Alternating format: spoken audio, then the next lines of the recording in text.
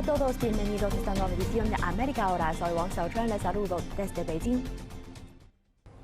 5 pruebas componen la competición de pentatlón moderno: esgrima, natación, salto ecuestre, tiro con pistola y carrera a pie campo a través. El pentatlón se incorporó al programa olímpico en los Juegos Olímpicos de Verano Estocolmo 1912 y desde entonces mide la resistencia, la agilidad, la técnica y la velocidad de los atletas. En esta edición de América Ahora les invitamos a conocer a Ieda Guimarães, una joven pentatleta que representó a Brasil en los pasados Juegos Olímpicos de Verano Tokio 2020. Con ella descubriremos cómo se prepara física y mentalmente un pentatleta. Posteriormente visitaremos la Biblioteca Nacional Mariano Moreno en Buenos Aires, edificio que se transformó en el lugar por excelencia del escritor argentino Jorge Luis Borges. La biblioteca, ubicada en San Telmo, es el barrio favorito del escritor. Es un espacio onírico que todavía mantiene su aura. Ieda Guimarães, una joven pentatleta que representó a Brasil en el certamen cuatrienal en suelo Tokioda. Jorge Luis Borges, el escritor insigne de Argentina y uno de los escritores más prestigiosos a nivel mundial. Cuando el pentatlón debutó en los Juegos Olímpicos de la era moderna en la edición de Estocolmo en 1912, lo hizo como una versión contemporánea inspirada en la competición de la antigüedad. Desde la capital sueca hasta la cita estival Tokio 2020, de manera ininterrumpida, el pentatlón moderno se ha disputado con sus ya tradicionales 5 pruebas: natación, esgrima, tiro con pistola, salto ecuestre y carrera a pie campo a través. Esta semana hablamos de Ieda Guimarães, una joven pentatleta que representó a Brasil en el certamen cuatrienal en suelo Tokioda. Río de Janeiro, Brasil. Sede de los Juegos Olímpicos de Verano que precedieron a los de Tokio.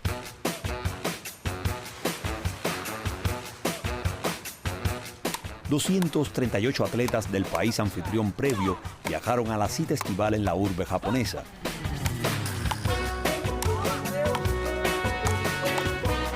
Ieda Guimarães fue uno de ellos. Soy Ieda Guimarães y voy a representar a Brasil en el pentatlón moderno de los Juegos Olímpicos de Verano Tokio 2020. 5 pruebas completan la competición de pentatlón moderno. Carrera a pie campo a través, 3.200 metros. Salto ecuestre, entre 12 y 15 saltos. Tiro con pistola. Esgrima, espada a un toque. Y natación, 200 metros estilo libre. Pero, ¿por qué Ieda Guimarães decidió convertirse en pentatleta? Como hay 5 disciplinas, no tienes tiempo de aburrirte de ninguna de ellas. Debes pasar de una a otra constantemente. Siempre me ha gustado este dinamismo del pentatlón.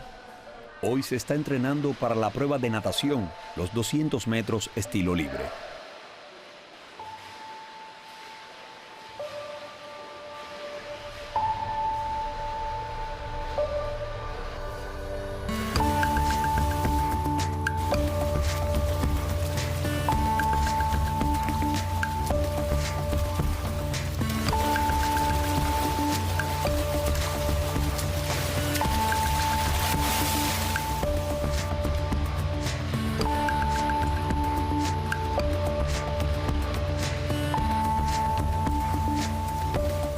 Durante la pandemia, su gimnasio se mantuvo cerrado y Ieda debió aprender a mantenerse en forma en casa, apelando a mucha voluntad e ingenio.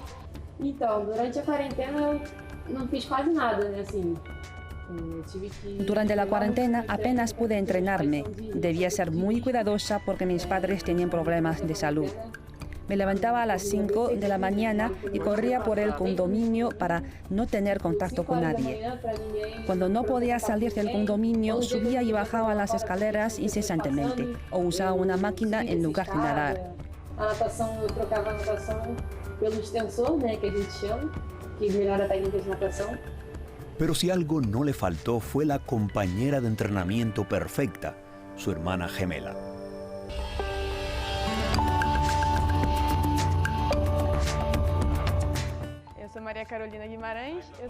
Mi nombre es María Carolina y soy la hermana de Ieda. La pandemia ha sido toda una locura, nos tomó a todos por sorpresa. Ieda ya estaba clasificada para los Juegos de Tokio, por lo que supuso una gran dificultad esta situación a la que todos los atletas tuvieron que adaptarse rápidamente. Como yo también fui pentatleta, practicamos juntas la carrera, el tiro y la esgrima. Creo que fui una buena compañera de entrenamiento en estos tiempos difíciles. Pienso que fui un buen complemento para ella en su preparación. Practicamos mucho esgrima en casa, trotamos mucho por el condominio. Creo que todo esto la ayudó.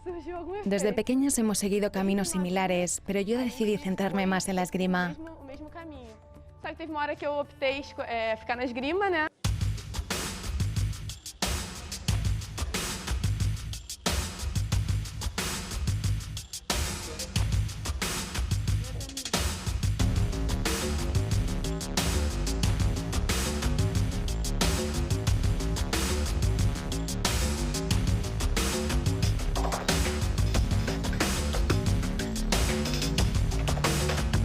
Creo que la esgrima es lo más difícil en esta coyuntura, porque necesitas a alguien contra quien batirte, no puedes hacerlo sola.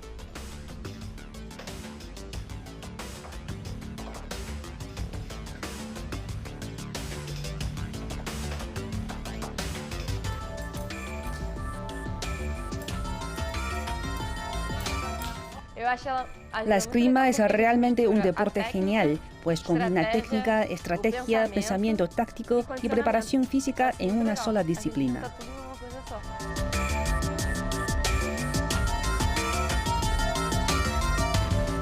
Entonces, ¿hay alguna de las 5 pruebas del pentatlón moderno a la que Ieda llamaría su no favorita? La más difícil para mí siempre ha sido la natación.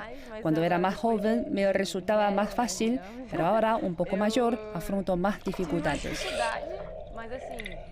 Adoro natação, mas é o que eu tenho mais dificuldade. ¿Y cuál es su favorita? La prueba que encuentro más fácil es la equitación. Montar a caballo siempre fue algo muy natural para mí, aunque al principio tenía miedo.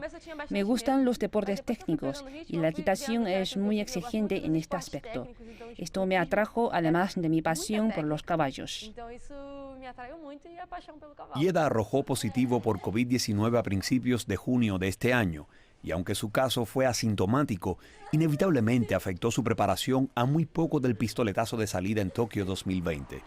No fue hasta Sydney 2000 que se permitió por primera vez a las mujeres competir en el pentatlón moderno en Juegos Olímpicos de verano. Ieda confiesa que se inspiró en una de las primeras debutantes, su compatriota Jane Márquez. Me considero una mujer en toda la extensión de la palabra, como Jane Márquez. Y creo que es genial cuando las mujeres inspiran a otras mujeres. Entonces mi sueño, además de ser una atleta olímpica, es inspirar también a otros deportistas. ¿Y qué hace Ieda cuando no está entrenándose arduamente en uno de estos 5 deportes? Soy estudiante de arquitectura y me encanta crear. Pienso que siempre fui una niña muy creativa. De toda la vida me ha gustado dibujar, imaginar cómo dar los toques finales a la construcción de una casa. Todavía no he estudiado arquitectura japonesa, pero creo que es un contenido realmente apasionante.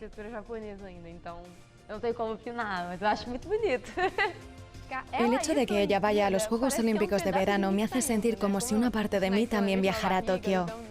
Será porque vinimos ambas del mismo útero y hemos estado juntas toda la vida. Por eso siento que habrá una parte de mí allí. Toda nuestra familia está muy feliz. Ieda es el orgullo de nuestra familia y todos la estaremos apoyando. Entonces, ¿se considera Ieda Guimaraes lista para los Juegos? Espero rubricar una buena actuación porque creo que ganar una medalla es una consecuencia de todo este sacrificio. Independientemente del resultado, lo que más quiero es divertirme. Aunque es una competencia seria, prefiero siempre disfrutar haciendo lo que amo. El pentatlón es un deporte muy impredecible. Cualquiera puede ganar una medalla. Los Juegos Olímpicos nunca han tenido ganadores de medallas que hayan repetido. Y aunque Ieda Guimaraes concluyó en una modesta 36ª posición en un deporte ganado en ambos sexos por pentatletas británicos, Kate French y Joseph Chon, Nos consta que la experiencia de Tokio 2020 será de las más memorables cuando haga el recuento de su carrera deportiva y, quién sabe, con solo 20 años de edad, es muy probable que tenga opciones de buscar una suerte de desquite personal en París 2024 y ver ondear la bandera de Brasil en la premiación olímpica. Jorge Luis Borges es el escritor insigne de Argentina. Si bien hay muchos espacios en la ciudad de Buenos Aires que hizo propios, la antigua sede de la Biblioteca Nacional Mariano Moreno, en el barrio de San Telmo, es el único que mantiene el aura borgiana. El edificio está ubicado en el que era el barrio favorito del escritor, en el cual transcurren sus grandes relatos que desde Buenos Aires abordan los grandes temas de la literatura y la filosofía universal. Jorge Luis Borges es el escritor insigne de la Argentina y uno de los escritores más prestigiosos a nivel mundial. El autor de El Aleph nació en 1899 en Buenos Aires, ciudad que lo cautivó desde que era un niño. Si bien sus cuentos abordan temas universales de la humanidad, Buenos Aires es el espacio desde donde despegan estas historias alegóricas, increíbles y fantásticas. En el año 1955, Borges fue nombrado director de la Biblioteca Nacional Mariano Moreno. El escritor estaba prácticamente ciego al recibir el cargo, lo cual no le impidió habitar el edificio como si pudiera ver a la perfección, gracias a su prodigiosa memoria. El edificio de la biblioteca, ubicado en el barrio de San Telmo, en el sur de la ciudad, se transformó en el lugar por excelencia de Borges, un espacio onírico que todavía mantiene su aura. Los investigadores de la biblioteca, Laura Rosato y Germán Álvarez, encontraron en los archivos de la institución más de 1000 libros que pertenecieron a Borges con anotaciones personales. A partir de ese descubrimiento, comenzaron una investigación que se institucionalizó en el Centro Borges, el único espacio que se dedica exclusivamente a la obra del escritor. Entre las grandes influencias que tuvo Borges, además, aparece la literatura china, que para él era uno de los tesoros de la cultura universal. Mi nombre es Laura Rosato. Soy Germán Álvarez, codirijo junto con Laura Rosato el Centro de Estudios y Documentación Jorge Luis Borges de la Biblioteca Nacional Mariano Moreno de la República Argentina. Es un edificio emplazado en la zona sur de la ciudad de Buenos Aires, en San Telmo, una zona muy cara a los afectos de Borges. Y esta es la oficina donde ejerció la dirección de la Biblioteca Nacional entre 1955 y 1973. El Centro Jorge Luis Borges de la Biblioteca Nacional Mariano Moreno tiene como fin ocupar un lugar vacante en la Argentina, ya que ninguna cátedra ni ninguna institución se especializa en los estudios de la figura y obra de Jorge Luis Borges. Trabajar en la Biblioteca Nacional y vincularse con Borges es ir sumergiéndose más en el borgiano. Es imposible excluirlo. Es una persona importante para la institución porque, bueno, la Biblioteca Nacional de la República Argentina es la biblioteca de Jorge Luis Borges. Jorge Luis Borges empieza a habitar esta casa en octubre de 1955. Estando ya plenamente ciego, de hecho, escribe aquí el poema de los dones, donde dice que la ironía de Dios que le da los libros, esta alta casa de libros, y la noche. Nadie rebaje a lágrimo reproche esta declaración de la maestría de Dios, que con magnífica ironía me dio a la vez los libros y la noche. De esta ciudad de libros hizo dueños a unos ojos sin luz que solo pueden leer en las bibliotecas de los sueños los insensatos párrafos que ceden las albas a su afán. La Biblioteca Nacional de la República Argentina va a quedar aunada para siempre a la figura del bibliotecario ciego recorriendo esta alta casa de libros, estos pasillos repletos de libros, en la figura de Borges. Dicen que Borges se manejaba en esta casa como si no estuviera ciego. Es decir, conocía cada rincón y cada estantería de libros. Y a cada visitante lo llevaba como en una visita guiada y le mostraba algunos ejemplares que había en los depósitos de la sala de libros. Y la memoria ejemplar que tenía Borges lo ayudaba a resolver el laberinto de estanterías y a mostrarle al visitante un libro en particular. O sea, Borges estaba totalmente maravillado con este edificio. Un poco porque le traía la memoria de niño que él había venido aquí con su padre a consultar la Enciclopedia Británica. Él cuenta que no había querido pedir ningún libro porque le dio un poco de pudor, le dio un poco de vergüenza ser un niño y pedir un libro en particular. Esta casa la habitaba Paul Grusac, era el director de la Biblioteca Nacional, pero un poco el rector de la cultura argentina. Entonces dice que le transmitió, cuando atravesó el vestíbulo de la biblioteca, le transmitió esa postura, esa personalidad. Y no se animó a pedir ningún libro, sino que fue a una estantería abierta, vio que estaba la Enciclopedia Británica y que él la podía tomar. Ese fue el primer recuerdo que tuvo Borges, que cuenta cuando vuelve en 1955 y se reencuentra con el edificio. El recuerdo de haber sido joven, de haber venido con el padre y de consultar una enciclopedia en la sala principal. Este es el lugar donde lo fotografían, donde lo vienen a visitar, donde da las clases de anglosajón, festeja su cumpleaños, lee, traduce parte de su obra.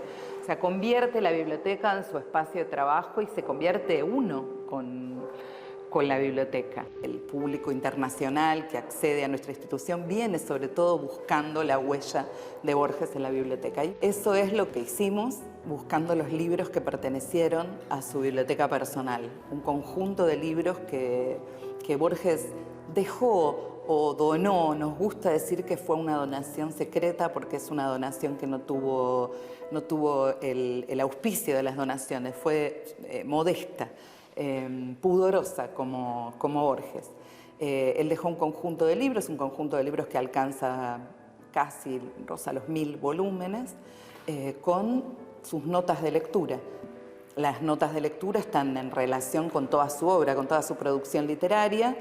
Y como decimos, como es secreta esa donación, no quedó registro, así que nuestro trabajo consistió fundamentalmente en identificar esos libros en el fondo de la biblioteca, en el fondo general, y después con ese material reunido, trazar la relación que existe entre cada marca, cada nota de lectura y la obra.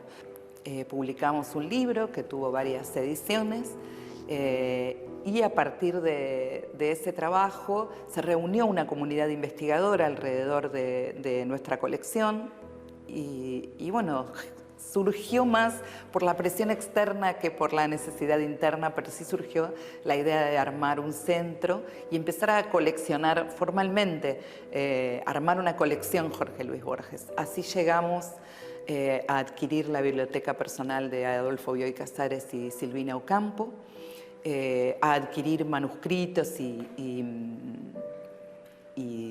obras, primeras ediciones de Borges, y finalmente la recuperación de una parte de este edificio, un edificio que la biblioteca había abandonado en la década del 90, se había mudado a una sede más moderna, pero siempre existió la necesidad de volver acá porque es donde transcurrió la gran parte de su historia. Y acá estuvo Borges y uno lo puede registrar encima en sus ficciones, ¿no? Digo, el libro de Arena describe parte de este edificio, Utopía de un hombre que está cansado también describe parte de este edificio. Son cosas que suceden en este espacio.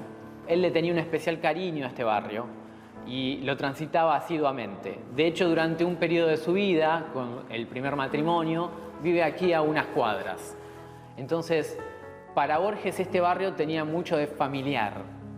Le gustaba eso de que estaba emparentado con el compadrito, con la milonga, con el tango.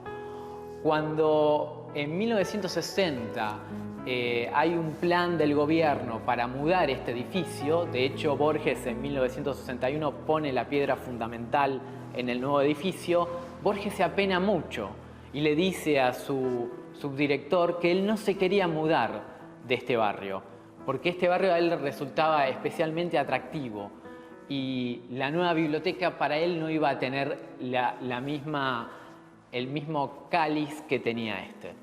A él le gustaba el suburbio, le gustaba que en el barrio le decía, escuche Clemente, le decía a su director, en Recoleta no vamos a escuchar al vecino que está cantando toda la mañana el mismo tango, allá eso no lo vamos a escuchar. Eso es muy figurativo de Borges, ¿no? Él era el director de esta biblioteca, la biblioteca necesitaba un nuevo edificio y sin embargo él quería quedarse con esas cosas del barrio. Borges es Buenos Aires. Las ficciones de Borges transcurren, empecemos desde el principio. Borges nació en un Buenos Aires muy diferente al que conocemos hoy. No era la ciudad cosmopolita que tenemos en este momento, era una ciudad donde el río todavía no estaba entubado, tenía presencia. Borges viaja muy temprano a Europa porque su padre tenía que atenderse con un especialista, un oculista, tenía problemas de visión también, eso es hereditario.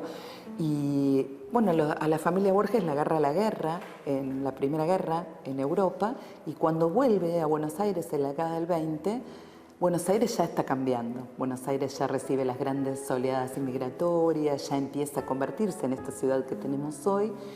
Y Borges le dedica a sus primeros libros de poemas, esa ciudad que él construye en sus primeros poemarios, es esa ciudad que él conoció, es la ciudad de casas bajas, es la ciudad de aljibes, la ciudad de patios, no es la ciudad tal cual como él la ve en los 20 cuando viene. A partir de ahí, toda la obra de Borges, aunque tiene ese elemento fantástico y extraño y hay personajes de todas las nacionalidades y los nombres de sus personajes son alemanes, son judíos, que representa un poco también algo de la naturaleza de Buenos Aires. Buenos Aires es una ciudad donde conviven muchas nacionalidades. Borges no tenía solamente un conocimiento literario, no escribía en la ciudad como el escritor que se sienta detrás de un escritorio y localiza sus ficciones en la ciudad donde le toca vivir. Había un conocimiento real de la ciudad que partía en parte de su gusto, su placer por caminar. Lo describe Estela Canto, lo describe cada uno que lo acompañó, las largas caminatas que recorría de una punta a otra. Borges, en mi opinión, es un escritor que escribe, sobre todo en sus primeros libros, netamente sobre Buenos Aires. Pero a la vez es un escritor universal. Y eso es porque escribe en Buenos Aires sobre los grandes temas universales. Es decir, el ser, el sueño, el otro yo, el doble, esos temas que él un poco va a indagar desde su lugar en Buenos Aires. Al otro, a Borges, es a quien le ocurren las cosas. Yo camino por Buenos Aires y me demoro, acaso ya mecánicamente, para mirar el arco de un zaguán y la puerta cancel. De Borges tengo noticias por el correo y veo su nombre en una terna de profesores o en un diccionario biográfico. Me gustan los relojes de arena, los mapas, las etimologías, la tipografía del siglo XVIII, el sabor del café y la prosa de Stevenson. El otro comparte esas preferencias, pero de un modo vanidoso, que las convierte en atributos de un actor. La lectura que se puede hacer de Borges, esa lectura profunda que se puede hacer de Borges a distintos niveles, atañe a eso, a que él puede situar una ficción en este edificio o en cualquier lugar de Buenos Aires. Pero esa ficción o esa fantasía trasciende ese tema, el tema mundano, y tras ese tema lo que nos está brindando son acepciones filosóficas sobre las preguntas básicas. Cuando yo escribo, yo lo hago urgido por una necesidad íntima. Pero yo no pienso, en un público selecto o en un público, de multitudes. No pienso en ninguna de las dos cosas. Pienso en expresar lo que yo quiero decir y trato de hacerlo del modo más sencillo posible. Como decíamos, estos grandes temas Borges los encuentra en diversas literaturas. En una de esas literaturas donde Borges se encuentra con estos temas que los desvelan es en la literatura china. En la literatura china le llega a él de muy joven en su etapa europea. Él estudia de joven, se va con la familia a Ginebra y pasan 2 periodos. Uno coincide con la Primera Guerra Mundial y uno de 2 años un poco después de la Primera Guerra Mundial. En ese momento él toma contacto con la literatura china y más que con la literatura, con la cultura china de 2 fuentes principalmente. Una es el filósofo alemán Arturo Schopenhauer y el otro es el escritor checo Franz Kafka. Schopenhauer trae en su obra El mundo como voluntario de representación toda una nueva línea en la filosofía alemana que es tomado del Oriente, fundamentalmente del budismo. Borges, como era un gran lector de Schopenhauer, empieza a tomar contacto con la filosofía budista y sobre todo con el taoísmo, que es la rama china de esa religión, o filosofía, como quieran llamarlo. Por otro lado, Borges desde muy temprano lee, probablemente sea el primer sudamericano que lee y traduce a Kafka, estando todavía en Europa aproximadamente en el año 14, 15. Lee a Kafka y lo que él encuentra en Kafka es la alegoría. Esto lo que habíamos estado hablando, un poco que podemos hablar de temas o de géneros mundanos, pero querer dejar otro mensaje. Ese otro mensaje es lo que está en la filosofía china y sobre todo en la literatura china. La literatura china habla en alegorías. Borges no quiere ganarse un público con el uso de la cultura popular. Borges la usa en la manera en la que a él lo fascina. Y por eso la puede mezclar con la alta cultura, por eso puede jerarquizar la alta cultura y ponerlo todo al servicio de la construcción de su propio imaginario. Como Borges es un gran lector y domina varios idiomas, le llegan, digamos, ya con otro interés, unos estudios, digamos, en 2 líneas, en la línea inglesa y en la línea, sobre todo, alemana. En esas 2 líneas, él estudia, digamos, la literatura en esas traducciones. Y junto a Bioy Casares están, durante un periodo de tiempo, muy interesados, no solamente en la literatura china, sino en la poesía china.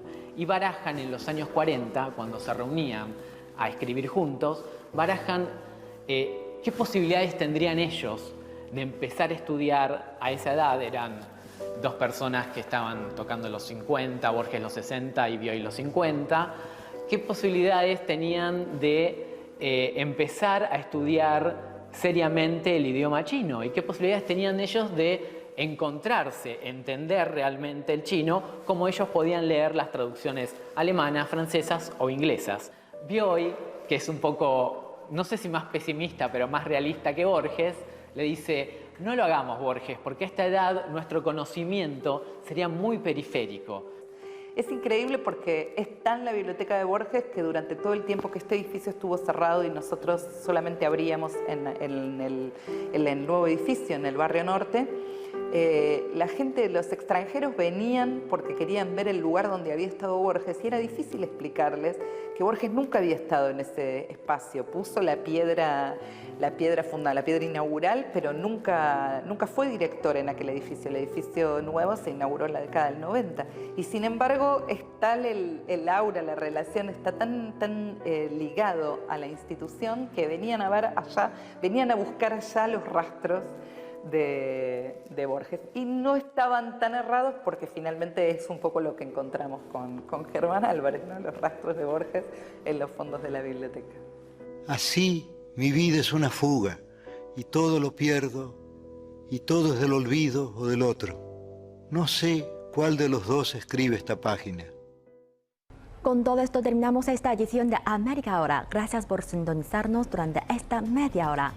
Soy Wang Xiaochun, Beijing. Nos vemos en la próxima edición.